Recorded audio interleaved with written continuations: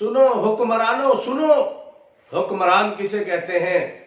सैयदना उमर फारूक रज़ी अल्लाह अन्हु मदीना की गलियों का गश्त कर रहे, एक गली के आखिर में पहुंचे, देखा एक बुढ़िया झोंपड़ी में परेशान बैठी। उस बुढ़िया से इजाजत मांगी कि अम्मा इजाजत हो तो अंदर आऊं। उस बुढ़िया ने कहा नहीं, जाओ अपना काम करो। फिर दोबारा दरखास्त की कि अम्मा मेहरबानी मुझे अंदर आने दो, इजाजत दो। उस बुढ़िया ने कहा जाओ जाओ, दौड़ जाओ, अपना काम करो। तीसरी बार फिर गुजारिश की कि अम्मा मेहरबानी मुझे अंदर आने की इजाजत दे दो। सैयदना उमर फारूक रज़ी अल्लाह अन्हु झोंपड़ी के अंदर तशरीफ ले गए। पूछा अम्मा बता तू परेशान क्यों।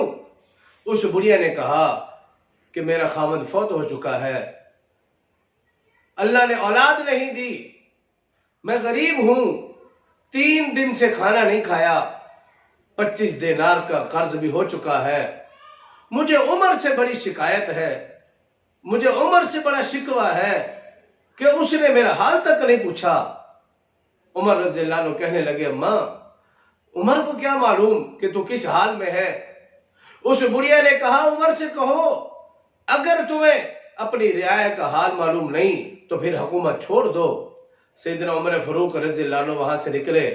हजरत सैयद नाफे रज़ी अल्लाह अन्हु फरमाते हैं वो उमर जिसके नाम पर कैसर किसरा के बादशाह, रूम के बादशाह उन पर लर्जा तारी हो जाया करता था, मैंने उमर को उस बुढ़िया के सामने कांपते हुए देखा। सैयदना उमर फारूक रज़ी अल्लाह अन्हु गए, कुछ देर के बाद राशन लाए और 25 दिनार लाए, अपने हाथों से रोटियां पकाई और उस बुढ़िया को खिलाई और 25 दिनार भी दिए और फिर अर्ज करने लगे कि ए बुढ़िया तू उमर को माफ कर दे। वो बुढ़िया कहने लगी नहीं, मुझे कब्र में जा लेने दो, मैं रसूलुल्लाह सल्लल्लाहु अलैहि वसल्लम को शिकायत करूंगी उमर की।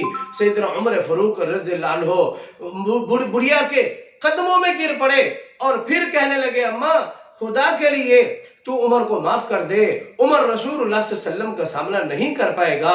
उस बुढ़िया ने कहा जा मैं तेरी खातिर उमर को माफ करती हूं।